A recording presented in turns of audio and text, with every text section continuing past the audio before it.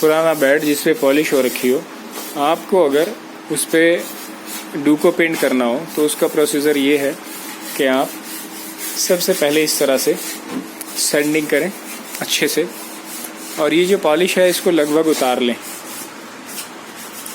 अगर पूरी तरह ना भी उतरे तो आप इतना कर लें कि रफ़ बन जाए, जिससे कि जो हम इसके ऊपर बेस कोट डालेंगे वो अपनी अच्छे से पकड़ कर ले। तो ये पूरा बेड हम डूको पेंट करेंगे और आपको बताएंगे कि ये किस तरह से होता है। सबसे पहले हम इसकी सैंडिंग करने लगे हैं, उसके बाद आपको इसकी रिपेयर करनी पड़ेगी। रिपेयर आप वुड फिलर ले लें, वुड फिलर से आप रिपेयर कर सकते हैं इसको।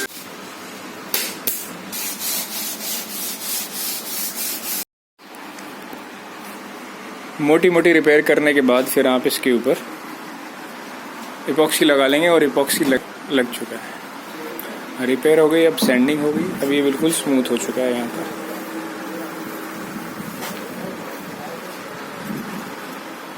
डूको का मज़ा ही तब है जब ये स्मूथ हो। अगर ये स्मूथ नहीं है, जैसे ये रिपेयर हैं छोटी छोटी रिपेयर, ये नज़र आती रहेंगी, लेकिन ये आपको अभी देखने में नज़र आ रही है, और ये वैसे बिल्कुल पूरा स्मूथ है। अगर इसमें ये छोटी छोटी रिपेयर नज़र आएंगी तो डूको का कोई मतलब नहीं है। डूको में होता ही है कि डूको बड़ा स्मूथ और लग्जरी फील देता है। इतना महंगा भी है, और इसमें फिर कुछ रिपेयर रह जाए तो फिर मज़ा नहीं आता। चाहे आप पुराना कर रहे हैं या नया कर रहे हैं, पुराने में थोड़ी रिपेयर बहुत ज़्यादा होती है, जैसे कि इसमें नज़र आ रही है।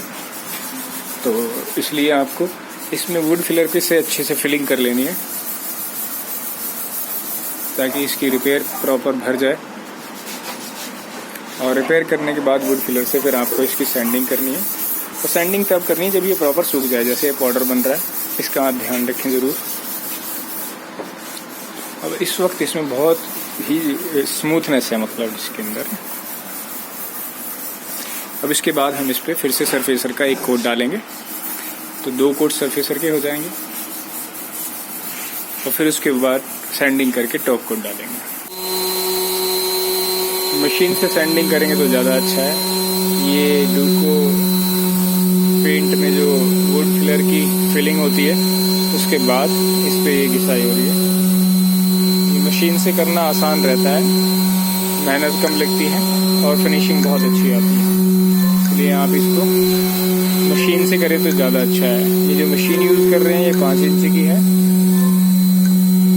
और ये बॉस की मशीन है जो आपको 5-6 हज़ार रुपये की मिल जाती है मार्केट में।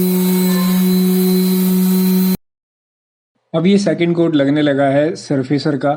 एक्चुअली ये पुराना बेड है, पुराना फर्नीचर है, इसलिए इसमें होता यह है कि मोटी मोटी पहले तो हम सैंडिंग कर लेते हैं अच्छे से, जैसे मैंने पीछे बताया, और फिर मरम्मत भर लेते हैं। अगर कई बार क्या होता है, मरम्मत जब ज़्यादा रिपेयर ज़्यादा होती है तो पूरी पट्टी खींचनी पड़ती है।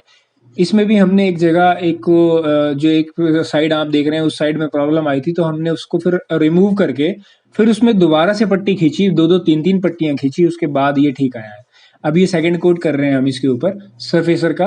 सेकंड कोट करने में ही आपको, जब आप सेकंड कोट डालने लगे या फर्स्ट भी डालें, तो आप एक बार देख लें या एक छोटे से हिस्से पे सेकंड कोट डाल दें, और फिर देखें साइड से कि उसमें कोई निशान तो नहीं आ रहे, जैसे रेगमाल के निशान आ जाते हैं, या रिपेयर के निशान रिपेयर रह जाती है, या बहुत सारे गड्ढे होते हैं, बहुत सारी चीज़ें होती हैं। तो वो आपको देखना है पहले, तब आपको इसमें आगे बढ़ना है। आप अब ये सेकंड कोट हम सरफेसर का इसकी बेड के हेड के ऊपर मार रहे हैं, और इसके बाद हम जो है ये ग्रीन वाला जो आप लेफ्ट पे देख रहे हैं, इसके बाद हम इसको मारेंगे। इसके भी 2 कोट मारेंगे, वो भी मैं आपको दिखाऊंगा। अब ये सेकंड कोट इसका लगभग पूरा हो चुका है। हमने इसमें सारी रिपेयर प्रॉपर चेक करी है, रेगमाल के निशान वगैरह सब चेक किए हैं। ऐसे ही आपको करना है।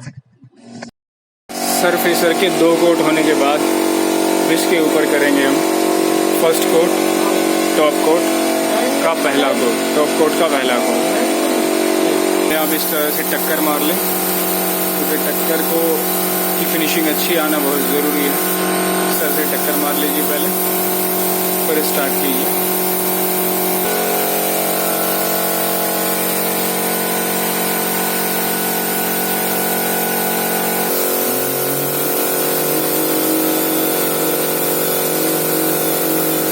इसके ऊपर भी हमने फर्स्ट कोट लगा रखा है डूको का, और यहाँ पर भी ये फर्स्ट कोट चालू है। फर्स्ट कोट होने के बाद फिर हम सैंडिंग करेंगे हल्की हल्की, जो रफ आ जाएगा वो रफ उतारेंगे, उसके बाद फिर सेकंड कोट डालेंगे।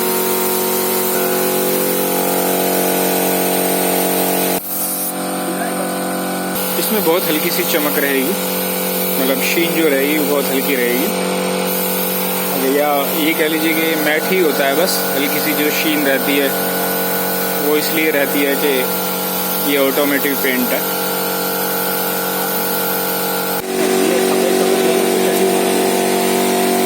एक कोट करने के बाद फिर आपको इसके ऊपर सैंडिंग करनी है। जैसे हमने इसके ऊपर ये सैंडिंग कर ली है। अब ये सैंडिंग के बाद सफाई हो रही है, अच्छे से इसकी सफाई करें।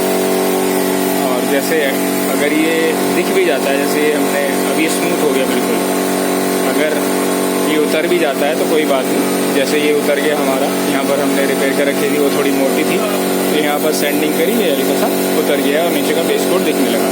तो हम क्या करेंगे, इस पर टचअप लगा के फिर हम कोट डालेंगे। तो ये सैंडिंग करना बहुत ज़रूरी है। इस तरह से सैंडिंग कर लें और सफाई कर लें इसको। उसके बाद आप इसके ऊपर कोट डालेंगे। अभी इसके ऊपर जो कोट डलेगा वो फाइनल कोट होगा। अभी ये सेकंड कोट डल रहा है इस पर, और ये सेकंड कोट, ये फाइनल कोट है इसके लिए। पहले आप इस तरह से टक्कर मार लें, क्योंकि टक्कर मारना ज़रूरी होता है। अगर आप टक्कर नहीं मारते हैं तो फिर बाद में जब उसको मारेंगे तो ऊपर रफ आ जाएगा। इसलिए आप टक्कर मार लें पहले, और उसके बाद मशीन चलाएं। अब हम ये फाइनल कोट डालने लगे हैं इसके ऊपर। ये सेकंड कोट है। दूसरे एक्चुअली क्या होता है कि जब आप फर्स्ट कोट डालते हैं तो उसमें जो छोटी मोटी रिपेयर होती है आप उस रिपेयर को कर लीजिए। और जो अगर मान लीजिए कोई बड़ी रिपेयर है तो बड़ी रिपेयर के ऊपर आपको फिर से सरफेसर यानी बेस कोट का थोड़ा सा टचअप लगाना पड़ेगा। उसके बाद फिर आपको जो आपका टॉप कोट है उसका टचअप लगाना पड़ेगा। देन फिर आप कोट कर सकते हैं। तो इससे बेटर यह है कि जब आप जो बेस कोट डालें तभी सारी मरम्मत और रिपेयर चेक कर लें। पट्टी करनी है तो पट्टी कर दें। हमने इसके ऊपर एक कोट डाल दिया था। इसमें थोड़ी सी टेक्निक हमने ये यूज करी कि हमने सरफेसर के अंदर टॉप कोट का थोड़ा सा मटेरियल डाल देते हैं हम लोग। उससे होता यह है कि जो फिनिशिंग होती है यानी कलर होता है वो इस तरह के 2 कोट में प्रॉपर आ जाता है।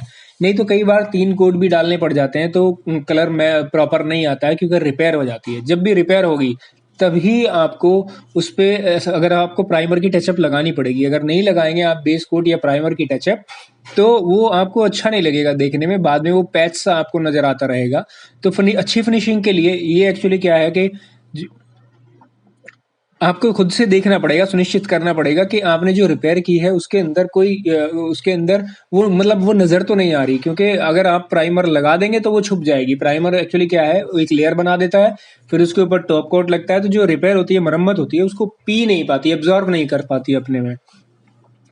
और अगर आप रिपेयर कर देंगे और उसके ऊपर मान लीजिए आपने एक टॉप कोट का एक कोट डाल दिया है, और उसके बाद फिर कोई रिपेयर निकलती है, आपने रिपेयर करी और उसके ऊपर प्राइमर नहीं लगाया है, बेस कोट नहीं लगाया है, और आपने डायरेक्ट दूसरा कोट सेकंड कोट डाल दिया, तो वो देखने में अच्छा नहीं लगेगा। फिनिशिंग उसकी अच्छी नहीं आएगी। वो ऐसा लगेगा जैसे कोई पैच हो, या क्योंकि जो मरम्मत होगी, वुड फिलर होगा, वो टॉप कोट के पेंट को अपने अंदर एब्जॉर्ब कर लेगा, पी लेगा उसको।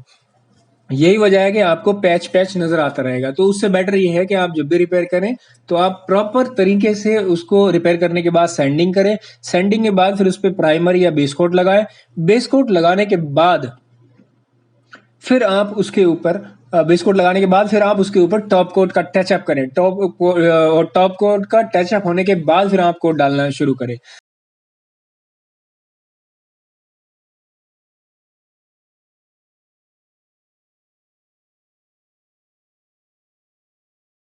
और अब ये देखिए, ये हमारी फाइनल आउटपुट है। फाइनल जो हमारा जो फिनिशिंग आई है वो ये है। इसमें इतनी चमक होती है। चमक अच्छी खासी है वैसे, कोई ऐसा मतलब बहुत ज्यादा तो नहीं है, क्योंकि ये ग्लोसी पेंट नहीं है। ये देखिए चमक आपके सामने है, मेरी फिंगर भी इसमें आपको नजर आ रही होगी, ये देखिए।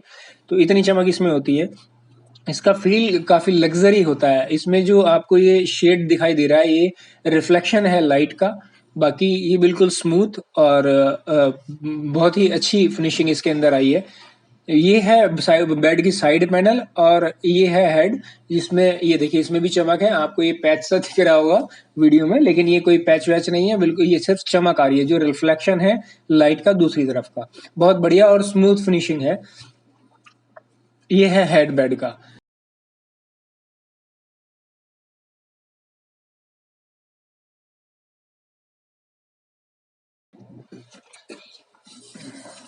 और अगर आप ये देखेंगे तो ये है हमारे जो साइड टेबल वगैरह थी, उसमें ये इतनी चमक इस तरह से आई है। इसमें हमने पेंट डाल के और मतलब टॉप कोट डाल के छोड़ दिया है, और इसमें कोई डस्ट वस्ट नहीं है, कुछ भी नहीं है।